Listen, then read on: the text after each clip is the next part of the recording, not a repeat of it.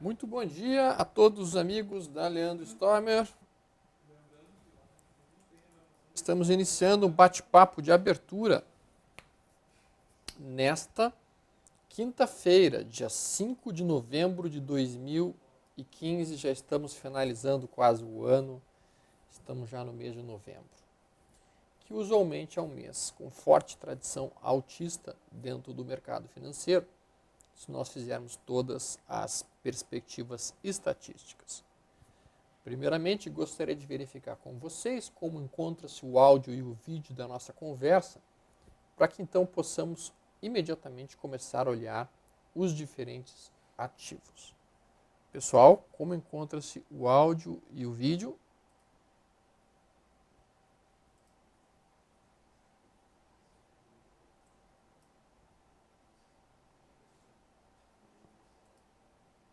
Tudo ok. Já temos uma resposta que está tudo ok com o áudio e com o vídeo. Muito obrigado, Neto. Então podemos já imediatamente começar a olhar os diferentes ativos. O paciente Cláudio comenta que o LS Live não está logando pelo Facebook. O XPro Pro não carregou os dados do pregão de ontem.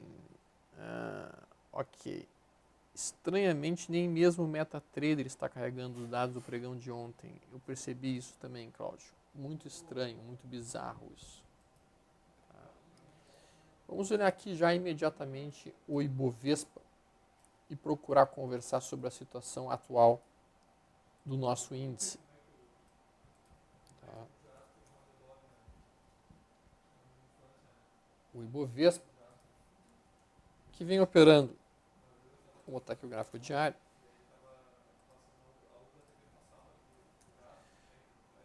O Ibov que vem operando dentro de uma situação de tendência indefinida.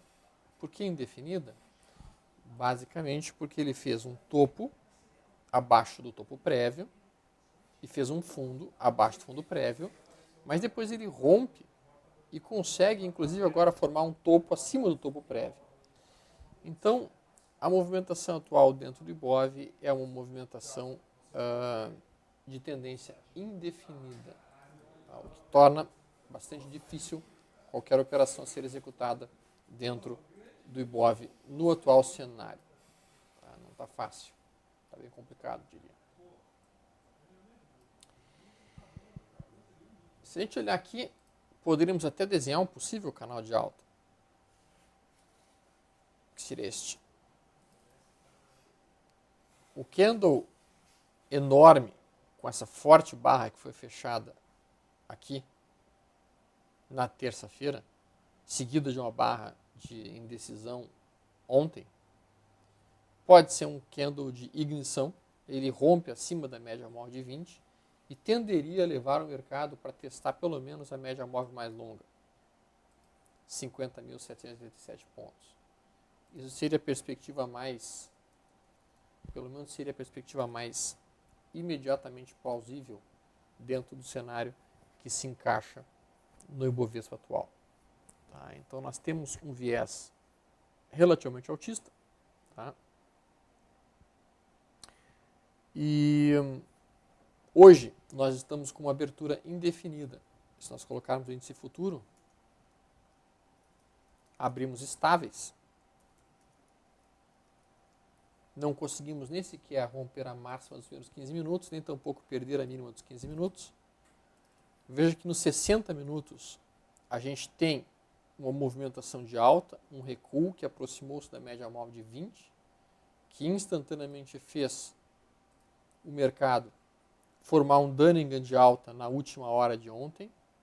Tá? A ruptura de 48.488, inclusive, 48.450, melhor dizendo, abriria um reteste dos 49.374 e a perda aqui dessa mínima automaticamente nos leva para o primeiro suporte que está em 47.800 e se 47.800 não segurar, próximo suporte apenas em 47.200, perdão, e depois 46.286.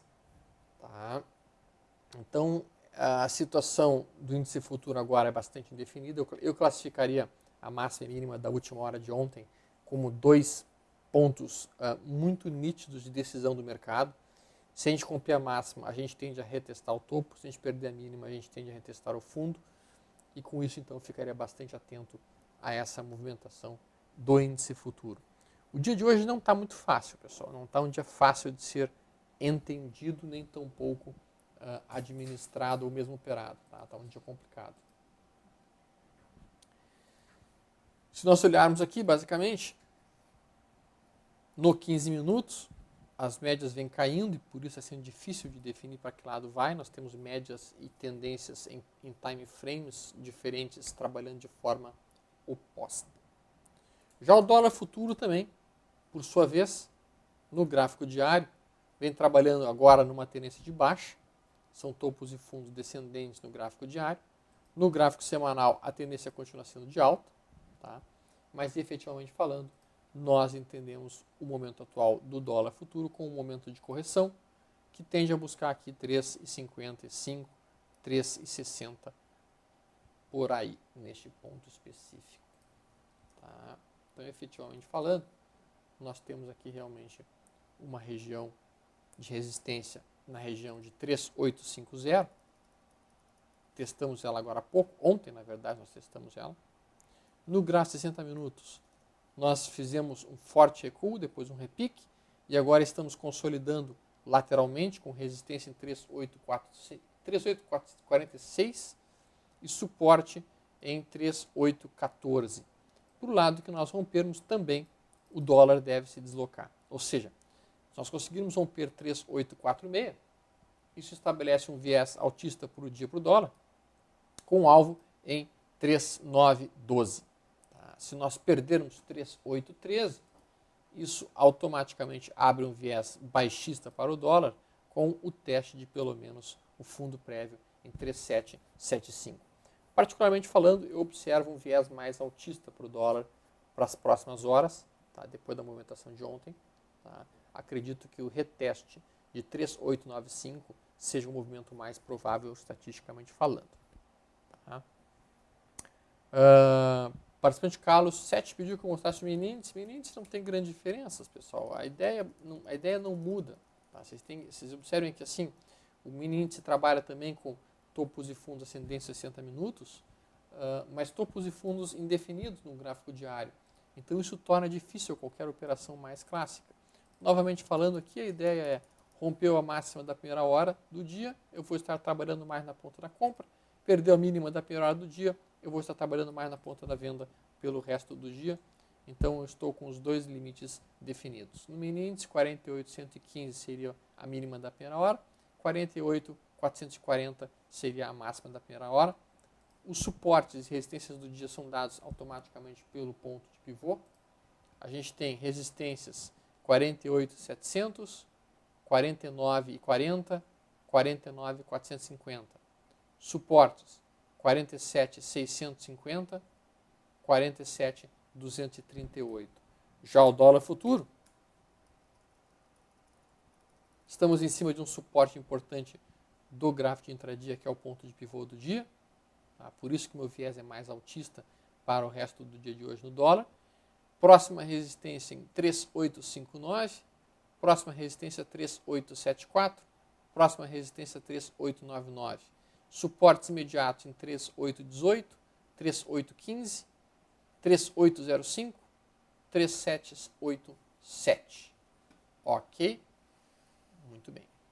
Visto isso, então, em relação ao mini índice e em relação ao dólar, nós podemos, então, olhar o boi. O BGX15 perde um suporte importante, estabelecendo agora uma tendência de baixa no gráfico diário. Tá? Ele havia feito um Mark Crisp, 1, 2, 3, rompeu, acionou a entrada, estopou e agora segue a movimentação, formando agora 1, 2, 3 para baixo, tá? E automaticamente produzindo um canal de baixa. Então agora o boi opera oficialmente numa tendência de baixa, são topos e fundos descendentes, as operações vendidas devem ser favorecidas, os repiques devem ser utilizados para montar mais operações de venda e não trabalhar por enquanto na ponta da compra, enquanto as médias estiverem caindo, enquanto os topos e fundos forem descendentes. Tá? Isso é o movimento atual do BGX15, que é um papel bastante direcional. CCMX15, o milho, tá? O milho também faz uma movimentação baixista, mas está em cima de uma zona de suporte, que é dado pela média móvel, que a gente pode observar aqui, tá? A média móvel de 20, que vinha caindo. Tá? Mas, efetivamente falando, se nós formos observar, estamos trabalhando neste canal. Tá? A única coisa que nos tira desse canal é se o milho conseguir romper a região de 34,90.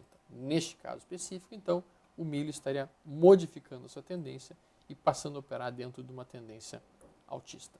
Tá? Aí seria, inclusive, um pivô de alta, nós sairíamos do canal de baixa e estaríamos entrando dentro de um canal altista. Tá? Não é o que nós estamos vendo no momento para o milho. Tá? Então, no momento atual, basicamente, milho e boi favorecidos na ponta da venda. Muito bem. Para a gente novatos, Tomer, o que você observa para o dólar no intraday hoje? Então, é o que a gente estava comentando. Tá? Por que está difícil operar o dólar ultimamente? Porque no gráfico semanal ele está em alta, no gráfico diário ele está em baixa, no gráfico 60 ele está em baixa, no gráfico de 15 ele está em alta, está de lado, na verdade. Então, realmente está uma zona completa operar o dólar no momento atual, já que todas as tendências estão incongruentes. A gente consegue observar no dólar realmente um suporte em 3,813 e uma resistência em 3,846. Eu vou mostrar o mini dólar para que vocês vejam os números do mini dólar. Então, olha ali. Em termos de mini dólar, tá, nós temos suporte estabelecido em 3,814. Se perdermos esse ponto, devemos abrir pelo menos um recuo até o fundo prévio em 3,778.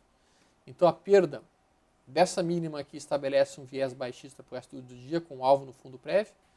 O rompimento da máxima estabelece um viés altista.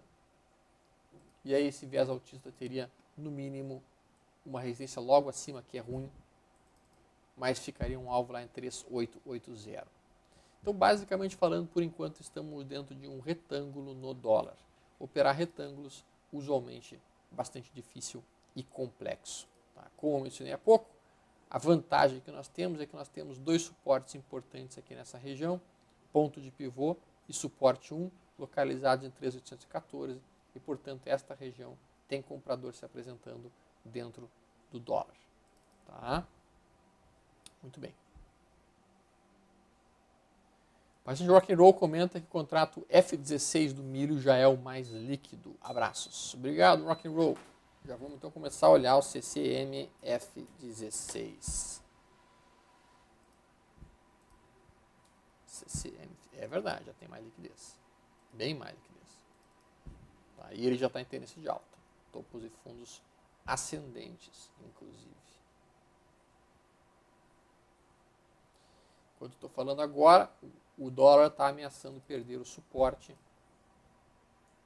do 3,813 mencionado há pouco. É uma ameaça de perda de suporte.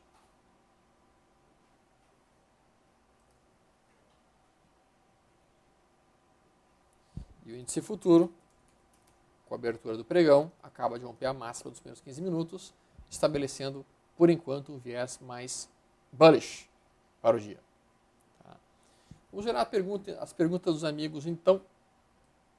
Eu não confio muito nesse primeiro rompimento, até porque teria que fechar 15 minutos acima. Por enquanto ainda não aconteceu.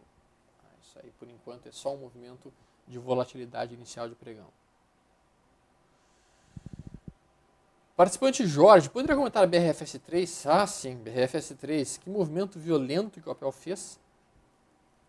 Ele perdeu aqui uma zona de suporte muito importante, que era uma linha de tendência de alta, desenhada há muito tempo, perdeu num gap. Esse é um gap de fuga.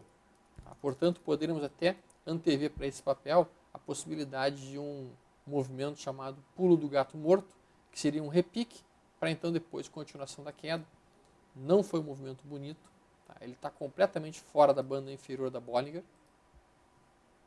Já está 2 dias, 3 dias fechando totalmente fora da banda inferior da Bollinger. Isso geralmente é muito raro de acontecer. Tem uma possibilidade do papel estar próximo de um repique. As operações aqui são absurdamente agressivas e muito perigosas. Tá? Mas um trader um pouco mais ousado poderia inclusive estar pensando em atuar. Como a volatilidade está muito ampla e muito forte nesse papel, obviamente o ideal seriam posições pequenas. Nenhuma posição muito grande aqui seria recomendado. Haja vista o enorme risco. Tem uma pressão de venda muito forte em cima do papel. Efetivamente falando, por que tem tanta venda em cima do ativo, nós não temos a menor ideia. Tá? Mas realmente a pressão de venda em cima da BRF3 nos últimos dias tem sido muito forte. Muito, muito forte. Pergunta do Luiz. Stoimer, o que você acha de uma entrada hoje em Petrobras? Tá, só voltando para a BRF3. Alguém que fosse utilizar exclusivamente os critérios de operação, o papel fez aqui uma tática de guerrilha. Tá? Trabalharia a primeira hora do dia, marcaria a máxima e mínima da primeira hora do dia. Se romper a máxima e mínima da primeira hora do dia, se romper a máxima, entraria na compra, stop na mínima do dia, alvo 3,5% para cima ou fechar o trade no terceiro dia, o que acontecesse primeiro. Traders mais agressivos, inclusive, poderiam até estar pensando em tomar uma posição agora com o stop na mínima do dia. Eu considero isso extremamente ousado. Quem fez isso ontem tomou na cabeça forte. E eu fui um deles, inclusive. Tá. Em relação a Petrobras, pergunta do Luiz.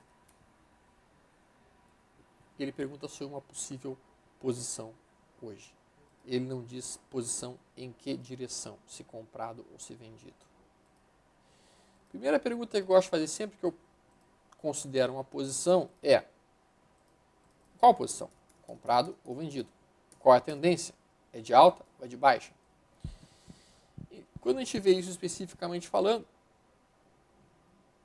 a gente vê aqui que o papel vinha fazendo topos e fundos descendentes, aí ele fez um topo mais alto que o prévio, fez um fundo mais alto que o prévio, aí ele fez um topo mais baixo que o prévio, fez um fundo mais baixo que o prévio, e agora faz um topo mais alto que o prévio. Qual que é a tendência desse troço? Difícil dizer. Bastante difícil dizer. E como a tendência do papel está muito difícil de ser especificada, eu acho, no mínimo, ousado qualquer tomada de posição no momento. Se nós fôssemos trabalhar por um estilo mais livre, um estilo price action da Vidal Brooks, né, ele até pensaria numa compra, mas a compra dele seria onde? Seria próximo, o mais próximo possível da mínima dessa barra aqui, que ele chama isso aqui de barra de ação. Tá? Então ele sabe que deve ter gente defendendo a mínima dessa barra como seu ponto de stop. Então automaticamente ele pensaria em estar comprando neste ponto específico. Também tem aqui uma linha de tendência de baixa rompida. Então o All Brooks pensaria em comprar aqui somente perto de 7,80, 7,60. A gente tem aqui nos 60 minutos algumas coisas que começam a sinalizar um possível argumento. Vejam que nós temos uma forte movimentação altista, acontecendo o pullback, o recuo desse rompimento. Se nós colocarmos aqui uma retração de Fibonacci, estamos em cima de uma retração de quase 61% dessa perna inteira de alta. Então talvez aqui uma posição pudesse ser assumida, mas para isso eu precisaria pelo menos um candle de reversão nos 60 minutos, coisa que eu ainda não tenho, Luiz. Tá? Ou pelo menos romper a máxima da primeira hora do dia para cima, reassumindo então uma movimentação altista. Tá? Então eu esperaria que o mercado voltasse a subir, aí eu colocaria o stop na mínima e levaria o trade pelo menos até 8,60, tá? Se isso ocorrer de fato. Então olha ali o índice futuro, parece que ele fez alguma coisa agora. Veja que aquele rompimento realmente foi para um lado, foi para o outro, rompeu a massa, perdeu a mínima, não definindo-se para que lado efetivamente está indo. Bastante volatilidade nesses primeiros 15 minutos de pregão após a abertura. Algo esperado, podemos dizer. Tá? Ampliou os limites do dia. Isso fica mais característico de ser um dia Search and Destroy Day do que qualquer outra coisa. Tá? Portanto, um dia ruim de operar. Pergunta do Henrique Stoimer, pode comentar o índice de pregão da Itaúsa e da CEMIG? Itaúsa. Itaúsa, depois da forte movimentação, Itaúsa está mais forte que o Bovespa, depois da forte movimentação de alta que ele fez, ainda segue o padrão de possível ombro, cabeça, ombro invertido. Tá? A gente conseguiu respeitar, inclusive, o fechamento de anteontem como um suporte durante o dia de ontem, e esse tem sido o nosso suporte principal do mercado para Itaúsa, em 7,51. Também é a média móvel de 20 períodos que se encontra no momento. Especificamente falando aqui, teria um forte sinal de entrada pelo método Stomer na ruptura de 7,69. Seria um Mark Crisp, 1, 2, 3, tá? E seria também um belo ponto para estar tomando posições, porque o alvo seria em 8,09 e o stop ficaria abaixo dessa mínima de 7,50 que a gente está observando aí. Tá? Efetivamente falando, então, estou esperando o rompimento de 7,69 para tomar alguma posição. Nos 60 minutos, a gente está vendo, depois da movimentação de alta, como o recuo da Itaúsa foi bem menor que o recuo observado no Ibovespa. Vejam, a Itaúsa subiu esses 7,92% em 2 dias, e quando caiu apenas isso daqui lateralmente, respeitando a média móvel de 144 como suporte. Enquanto que o Ibov não. O Ibov fez uma movimentação de alta de 8%, e quando caiu muito mais, caiu em torno de 3,81%, ainda assim respeitando a média móvel de 144 enquanto suporte. Mas o recuo aqui foi mais importante que o de Itaúsa. Petrobras também recuando mais do que Itaúsa, mostrando que está mais fraca que Itaúsa no atual momento. Ok?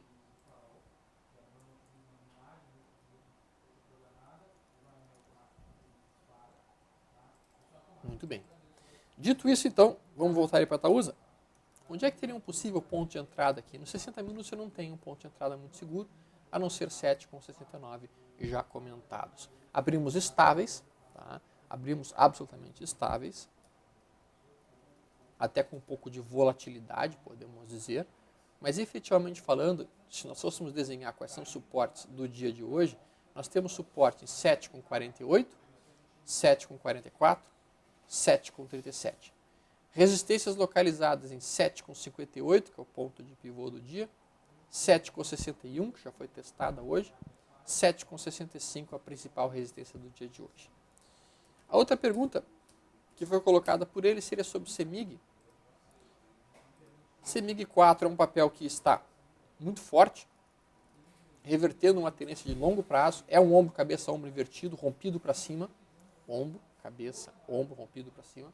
A gente sabe que quando um padrão desses é rompido para cima, o alvo, pela descrição do Thomas Bulkowski, é da cabeça até o ombro projetado para cima.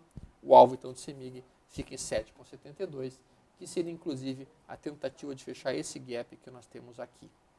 Tá? Então, nós temos um alvo realmente de mais ou menos uns 11% para cima. A questão toda é onde conseguir entrar com o stop mais curto possível. A gente abre hoje com um gap de alta. Essa abertura de gap... Não é um gap de alta. A gente teve um gap de fuga aqui, que foi respeitado enquanto suporte e poderia ser uma boa zona de stop. Então, um trader que fosse trabalhar aqui poderia pensar em colocar o seu stop imediatamente abaixo, um pouquinho abaixo desta máxima.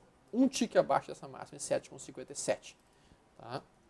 Mas um ponto seguro de entrada que tem, Alexandre, eu não consigo observar aqui um ponto muito tranquilo de entrada, nesse momento atual, a não ser a ruptura específica da máxima de todos os últimos dias em 7,96. Nos 60 minutos, a gente tem uma entrada agora sendo dada por uma realização frustrada. Baixa, alta, baixa, com a média móvel de 20 subindo. Então aqui nós temos uma entrada selecionada nesse exato momento pela CEMIG, realização frustrada, stop ficando abaixo de 7,63. Aí vocês podem perguntar, tudo bem, Alexandre, mas e a realização frustrada, ela opera bem na CEMIG? Essa é uma pergunta justa, no mínimo justa, no gráfico de 60 minutos. Qual é o índice de acerto desse padrão para a CEMIG? Tá? Existe um bom nível de acerto nisso? Bom, para isso que a gente tem o MetaTrader. A gente já está aqui. Realização frustrada. CEMIG. Deixa eu incluir esse CEMIG aqui. E daí com isso a gente vai poder verificar exatamente se realização frustrada tem um bom nível de acerto na CEMIG no gráfico de 60 minutos. Que é uma informação útil. Não adianta a gente conhecer o padrão e observar o padrão, se aquele padrão especificamente naquele ativo não vai bem. Então, gráfico de 1 hora. CEMIG.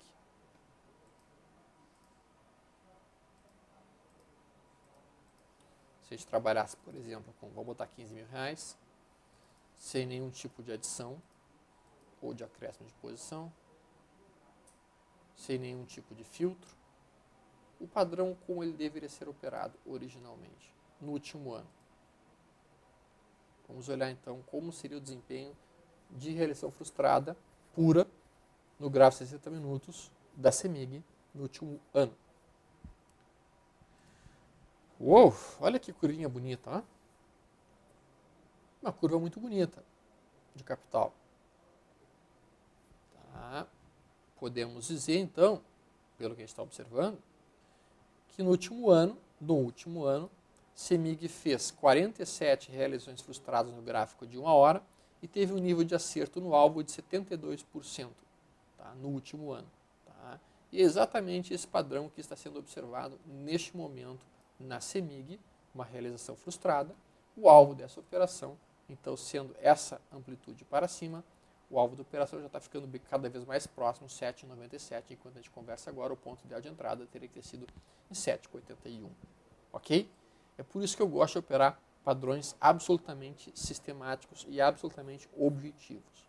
Com isso a gente consegue efetivamente fazer os testes e observar qual é o nível de acerto, qual é o nível de eficácia e qual é o resultado que este padrão teria conseguido para nós ao longo do ano. Tá? E podemos também, obviamente, se a gente quiser, testar time frames maiores. Ao invés do último ano, eu poderia colocar aqui o teste em cima de toda a história. E aí, com isso, eu poderia verificar uma base muito maior de dados, obviamente, e uma base muito maior de resultados, e com isso entender se efetivamente valeria a pena operar o padrão ou não. Tá? Aí aqui o stop teria o quê? Seriam 20 centavos de stop. Então, se tu trabalha com 1.000 ações, seria basicamente R$200 de risco, tá? Basicamente falando. Eu vou até colocar uma pequena posição.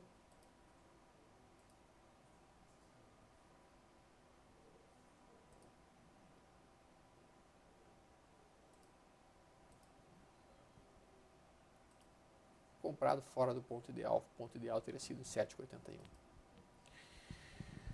Muito bem, vamos olhar aqui então, basicamente, olha ali, ó, agora é toda a curva, tu vê que ao longo de toda a história o resultado não é tão bonito, né?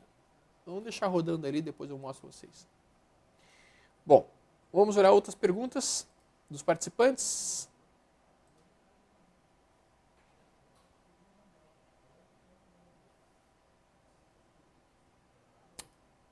Vamos lá. Caçador, bom dia. Stormer, o que acha de VEG3 nesse suporte? VEG3 fez um forte recuo, muito importante. Está dentro de uma tendência de baixa no gráfico diário. Como está numa tendência de baixa, a gente tem que entender que papel em tendência de baixa não existe suporte. Esquece o conceito de suporte numa tendência de baixa. A função do suporte numa tendência de baixa é ser perdido. E a função de uma resistência numa tendência de alta é ser rompida. Tá? Então, assim, como está dentro de uma tendência de baixa, esse suporte que é R$13,90 tem tudo para ser perdido mais cedo ou mais tarde. Talvez produza algum tipo de repique, talvez produza algum tipo de movimentação de retorno à média ali perto de 15,59, mas isso em si não justifica um trade, porque o risco operacional seria muito grande, a não ser que tu operasse efetivamente o IFR2. Tá? Bom, dito isso, então, existe uma boa probabilidade de nós estarmos observando algum tipo de movimento mais intenso dentro da VEG3 nos próximos dias, porque ela apresentou 2 blast-off seguidos. O que é o blast-off? O blast-off é um padrão identificado pelo Larry Williams, de gráficos, de candles, que preconizariam fortes movimentações. Tá? Então, seria um tipo assim, sabe aquela fagulha do estopim de uma dinamite que faz o psh? O blast-off basicamente é o psh, mostrando que vai ter uma explosão logo em seguida. Aqui a gente teve um blast-off, aqui a gente teve um blast-off, Tá? Aqui a gente teve um blast-off, aqui e aqui a gente teve 2 blast-offs. Tá? E aqui, vamos ver outros blast-offs que apareceram. Aqui teve mais um, aqui teve mais um, aqui teve mais um, aqui teve mais um, aqui teve, não, aqui teve mais um, aqui teve mais um. Esse é um blast-off clássico. Bom, então assim, a gente tem esses 2 blast-offs seguidos, este e este. O ruim do blast-off é que a gente não consegue dizer para que lado ele vai. Como é que funciona o conceito blast-off? Basicamente é um candle que tenha a distância entre a abertura e o fechamento menor do que 20% da amplitude do candle inteiro.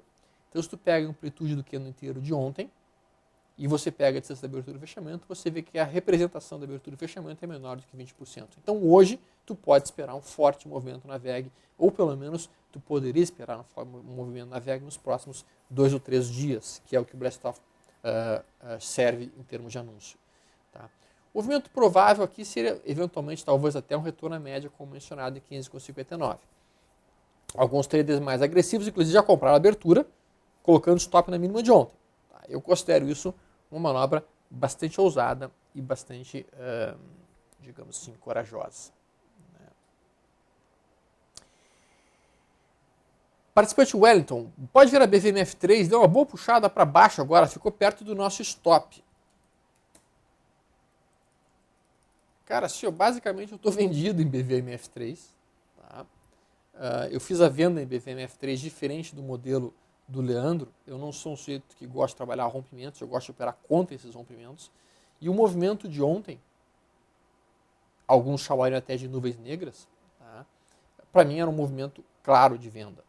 Tá? E eu produzi uma venda, e minha recompra está nessa região aqui de 12. Apesar é um trade contra a tendência, é que eu gosto mais de ser um trade contra a tendência muitas vezes. E olha ali, o meu alvo está ali na média móvel de 144. Tá? Então a gente está vendo esses topos e fundos descendentes aqui.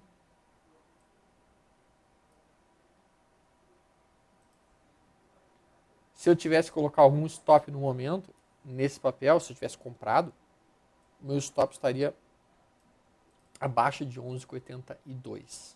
Tá? Por quê? Porque é esse candle enorme aqui, usando o modelo Allbrooks de stop. Ele sabe que vão ter players muito importantes. Todos os players que compraram nessa barra aqui, que produzem esse forte volume, e eles vão estar protegendo esta mínima como sua região de stop. Então essa região aqui, 11,82, seria o stop mais tranquilo para os comprados no atual momento. Tá? Qualquer movimento agora de recuo até essa região aqui, provavelmente aqui a gente deve encontrar comprador, que nem aconteceu aqui, ó, tá vendo? Olha que interessante aqui, ó. Tu teve essa mega barra forte aqui, com um volume importante, tá? E depois tu teve um recuo. Veja que esse recuo, ele tende a respeitar o quê? Ele tende a respeitar exatamente essa mínima como suporte. Por quê? Porque todo mundo que comprou aqui decidiu que não queria que isso aqui fosse estopado, então aqui eles entraram comprando e protegeram.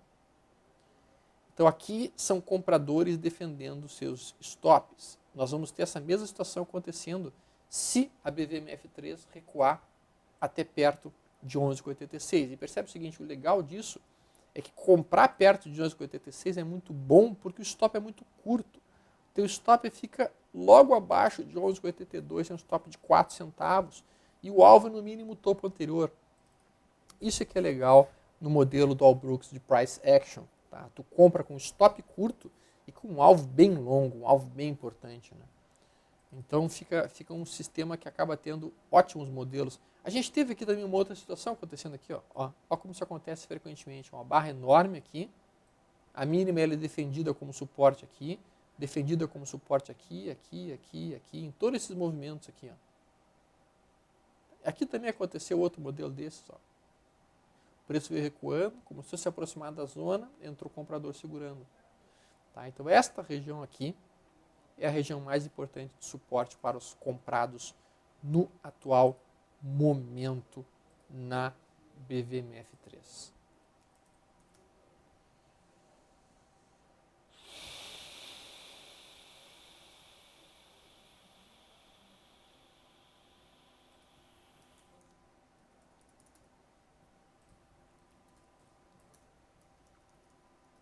e o índice futuro continua de lado, sem ter conseguido se definir para que lado ele vai ainda hoje.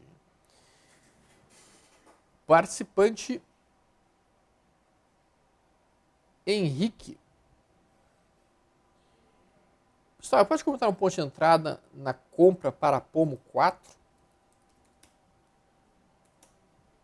Cara, passou do ponto, cara. Passou do ponto, está grudado numa resistência. O mesmo conceito de defesa de região que eu falei para os comprados, observe a quantidade de gente vendida que vendeu nesta barra e que vendeu daqui para baixo e que vai tentar defender 2,30 como sua área daqui não passo. Se lembra aquela cena? Se lembra aquela cena do Senhor dos Anéis, em que o Gandalf para na frente daquele demônio e fala assim: "You shall not pass!" e bate o cajado no chão. Você daqui não vai passar.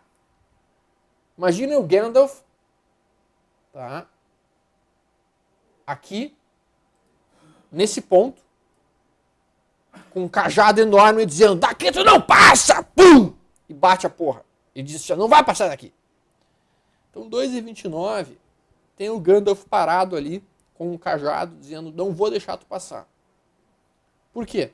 Média móvel de 144 períodos, topo anterior de um mega candle enorme que sinalizou uma forte movimentação de queda. Ao mesmo tempo, se tu projetar toda essa amplitude para cima, alternado, tu já encontrou o teu alvo. Mesmo que tu projete não alternado, mas uma movimentação clássica, o alvo vai estar um pouquinho acima, vai estar em 2,36. Ou seja, vai ter gente vendendo aqui, realizando o lucro de quem comprou esse master bandeira. Ou seja, do ponto de vista puramente de swing trade, como é que eu vou comprar aqui e meu stop vai estar onde? Onde é que está o suporte mais próximo? O suporte mais próximo está em 1,78. Esse é o suporte mais próximo. Não se faz isso. No fucking way. Pessoal, comprem sempre, sempre, sempre, sempre, sempre com stop curto. Stop curto e alvo longo. Pelo amor de Deus, pelo amor de Deus. Tudo que eu aprendi na vida de trader é o seguinte: opera com stop curto e alvo longo. Stop curto e alvo longo. O que significa compra perto da porra do suporte, vende perto da porra da resistência. Nós estamos perto da resistência agora. Eu não tenho compra agora. Não posso. Eu posso até fazer uma venda eventual, se aproximar um pouquinho mais de 2,30, formar um candle de reversão, perder a mínima, soco na venda e boto o stop acima da máxima. Stop curto, alvo longo. Stop curto, alvo longo. Não é o que a gente tem aqui agora. Então não tem ponto de entrada em Pomo 4. Não façam isso, não cometam esse erro. Não comprem por euforia. Não comprem por agora está subindo, eu vou comprar agora. Tu compra agora e bota o stop aonde, caceta? Não tem. Não dá. Não tem como. Tá? Então, muita cautela. Coloquem essa filosofia na mente de vocês. Olha aquela operação que a gente fez ali, ó. Já está nos dando 1% de ganho. Quase no nosso alvo. Já estamos com 1% de ganho, batendo muito perto do nosso alvo, que é 7,97. Faltam 3 centavinhos para o nosso alvo ser atingido. Operação executada na CEMIG 4, 60 minutos, realização frustrada. Eu vou voltar nesse ponto, porque esse ponto que eu estou mencionando com vocês é a chave e a existência de um bom trader. Entra quando o risco for baixo e sai quando o risco for alto. Ok? O Naka pergunta, a chuva está para o nosso churrasco, Naka. É verdade. Pode dar um parâmetro do CROT 3? Claro. CROT 3, gráfico diário. Primeiramente, qual é a tendência da CROT 3 no gráfico diário? A CROT 3 vinha numa longa tendência de baixa, era uma primária de baixa, eram topos e fundos descendentes. ela consegue reverter essa primária, ela consegue cortar a primária de baixa para a primária de alta. Então agora ela modifica o seu cenário, passa para uma terciária de alta, são topos e fundos ascendentes no gráfico diário, a média móvel começa a inflexionar para cima, a média móvel de 20 subindo. Muito bem.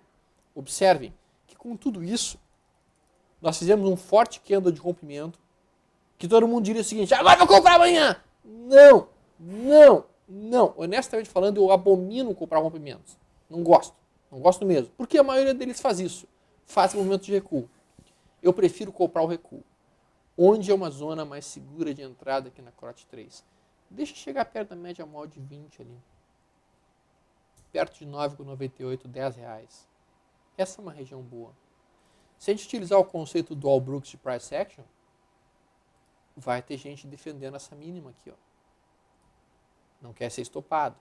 Então essa região aqui é uma ótima entrada com stop muito barato, stop abaixo de R$10. Tá? O stop abaixo do número redondo 10, abaixo da média móvel de 20 que está em 9,98. Então essa região é uma região legal de tomar posição. Tá? E se tudo correr daí muito bem, o alvo no mínimo é o topo anterior, em 11. Imagina o seguinte, tu operar com 5 centavos ou 10 centavos de stop para tentar ganhar R$1, R$1,50. Uma proporção praticamente de 10 para 1. Isso é fazer trade. Isso é operar. Isso é...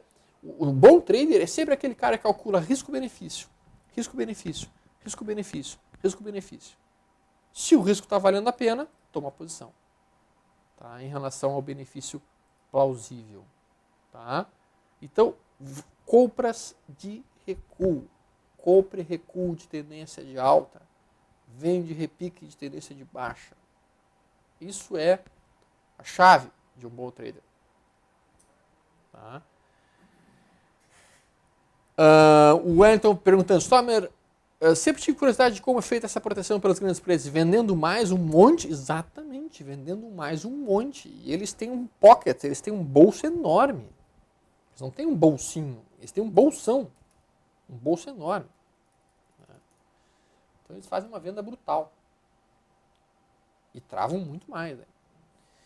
Bem, pessoal, nós vamos então finalizando aqui nosso bate-papo de abertura. Eu ultrapassei aqui um pouquinho de tempo, uns 40 minutos de bate-papo. Eu espero que vocês tenham um ótimo dia de trade, uma excelente quinta-feira aqui, chovendo muito, um dia feio, horroroso aqui.